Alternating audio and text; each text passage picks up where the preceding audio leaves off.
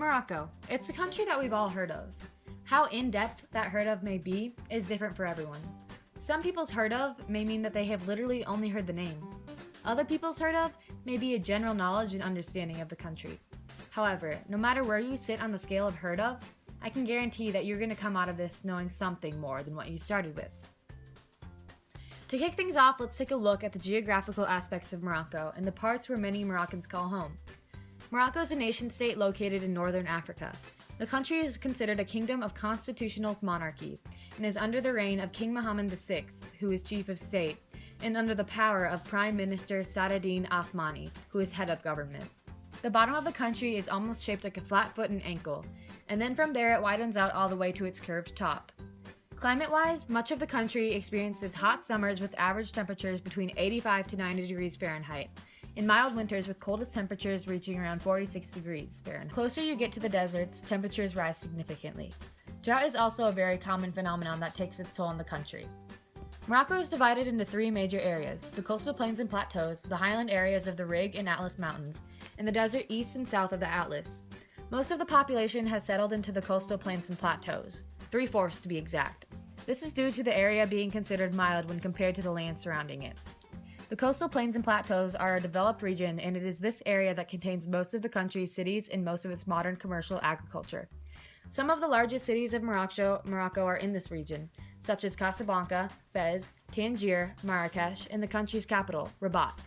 Meanwhile, about 1/5 of the population lives in the highland areas of the Rif and Atlas Mountains. This region is anything but flat and is home to many who choose to live in traditional villages. Many of these homes are made from tamped earth, stone, or adobe. The villages take part in cash cropping fruits and nuts grown in this region, as well as raising sheep and goats. The desert area of Morocco is home to only a tiny fraction of the population. All settlements in this area are developed around an oasis, either natural or man-made. Villages in this area are made from adobe, and dates are grown for both cash cropping and subsistence farming. Next, let's take a quick look at the population of Morocco. Morocco is one of the more developed countries out of those considered developing. Birth and death rates were not high to begin with in 1960, which was when Morocco gained its independence. The birth rate was significantly larger than the death rate, and these rates have slowly and steadily dropped over the years, showing the country's advancements. The population has increased drastically to 35.28 million and will continue to increase. It does not seem that it will slow down soon. Morocco is still considered a newer country, so there is room for more people, hence the ever-growing population. Let's move on to agriculture, which is one of the most important parts of the Moroccan culture. Agriculture in Morocco provides the country with millions of jobs. Approximately 40% of Morocco's labor force is made up of jobs based in agriculture. However, there is a big gap between the modern sector, which dominates the fertile soil and produces food for export, and the smaller sector, which consists of family farms that produce food for themselves in their local markets. These smaller farms make most of their money farming livestock, which contributes to more than 80% of the rural community's income. On the modern side, fish is the major crop of commercial agriculture, as it makes up 55% of the country's food exports. Morocco is a very agriculturally diverse country because of its geographically diverse makeup. Crops can range anywhere from cereals and vegetables to nuts and fruits. As mentioned earlier, the two main types of farming in Morocco are livestock from small farms and fish from large farms. A few of the other major types of crops are citrus, argan, olives, and almonds. Morocco's distinct agricultural industry is often celebrated as it holds a reassurance of food stability. One of the major programs that is helping the country not only agriculturally, but in every aspect is a program called the Green Morocco Plan. The plan consists of two major pillars, one pertaining to advancements in large intensive farms, the other in small subsistence farms. The $10 million setup involves the building of dams, planting trees, irrigation expansion, an increase in agricultural production, and more. It is made up of over 1,500 different separate programs, all aimed in helping to grow Morocco environmentally and agriculturally. Now let's move on to some information about the history and the ethnicities of the country. As you can see by the graph, almost the entire country is made up of Arabic or Berber ethnicities. 99% of the country is Arabic or Berber, while the remaining 1% is a mix between many other ethnicities. Part of the reason why this country is not very ethnically diverse is due to how the country came to be. The Berbers were the first to settle in the country around the 11th century BC. After many years of the land being invaded by various groups of people, Ahmed al-Mansur gained control in 1579, allowing much of the Arabic population to settle in. After Ahmed died, his people stayed where they were, and now they make up much of Morocco today, along with the original Berber settlers. Morocco became an independent country in 1956 after it pulled away from France's reign and is now the growing country we see today. Next, let's take a look at how you would typically associate with a native Moroccan and look at some information pertaining to general life in Morocco. To start a conversation, a person would make small talk. The small talk could be about anything, for example, the generic talk of weather, the other person's job, their well-being, etc. You would be polite and courteous. Moroccans will wait until someone else starts speaking before getting to the point of the conversation, so you would have to initiate the first thoughts of whatever it is you really wanted to talk about, instead of just continuing the small talk. Also, Moroccans tend to speak over each other and talk all at once. This is very common, so do not feel surprised. Just wait for your turn and come back to your point later if you want to make sure everyone understood you. Non-verbally, things are a little bit different in Morocco. When addressing a Moroccan woman, you would shake hands unless she offers you her cheek. If the woman were to do this, you would kiss her 3 times on the cheek, alternating cheeks as you do so. When speaking to the women, watch to see what they do. If they choose to not make eye contact while talking, you would do the same out of respect and politeness. If they choose to make eye contact while talking, you would make eye contact while talking for the same reasons as before. When talking to a man, always hold eye contact as it shows that you are in an agreement on the subject being spoken of, and it is overall polite.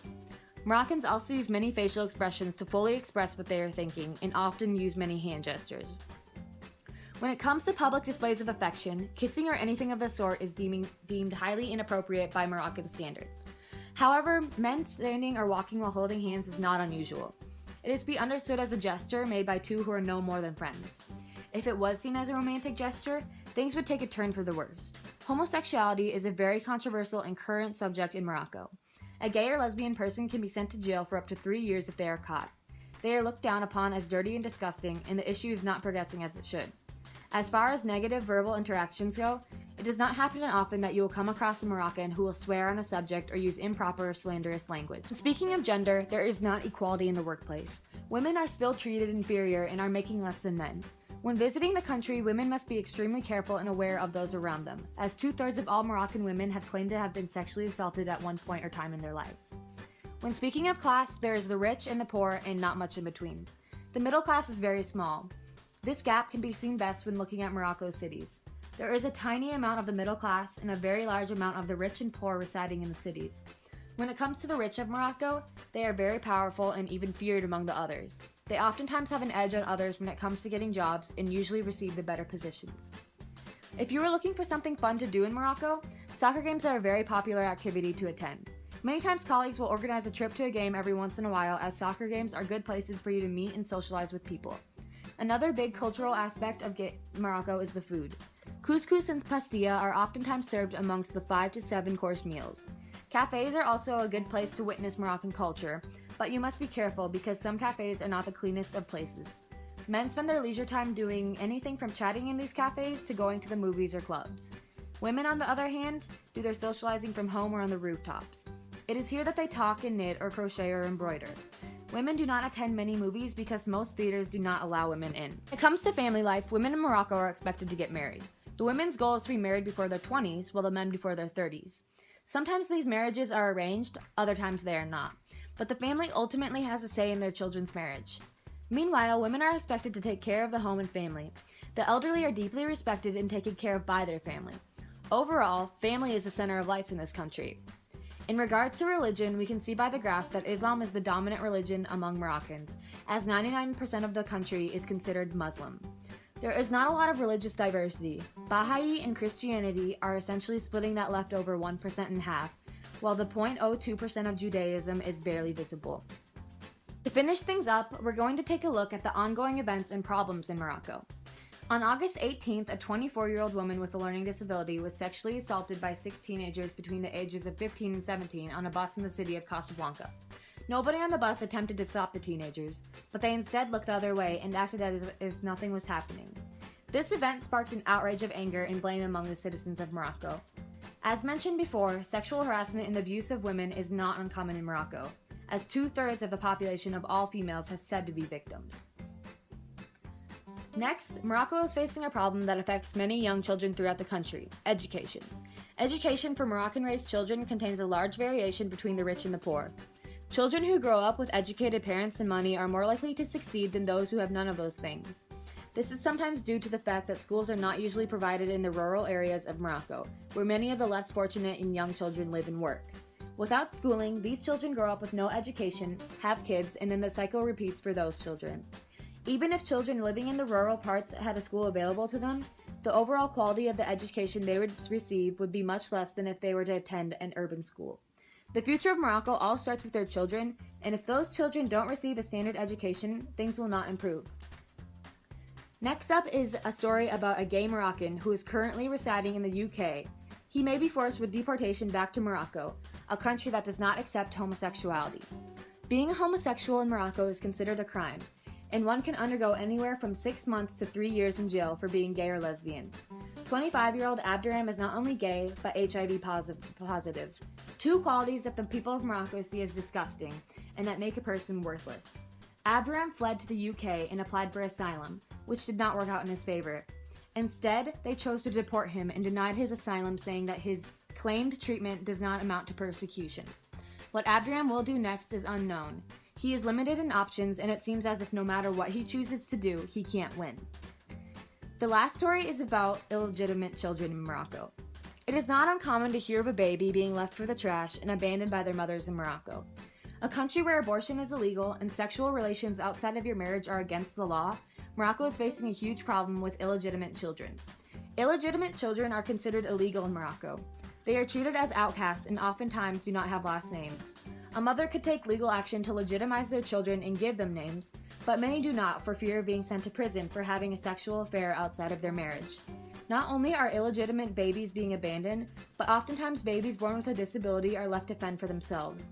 These children have a very good chance of being inducted into the human trafficking business, as they have no one to look after them. However, Morocco has many programs that are working to fix this problem by first educating women. They have therapy and vocational training for mothers to learn to be better caregivers for their children, and this has seemed to be working. More and more mothers are deciding to keep their babies and are finding jobs so they can support and raise their children. To wrap things up, Morocco is a country that has developed quickly. Like every country, it has many problems, but also many good things going for it. It is a country that has made leaps and bounds from its starting point, but it is not finished yet. Thank you all for watching. Now hopefully your level of heard of has skyrocketed through the roof.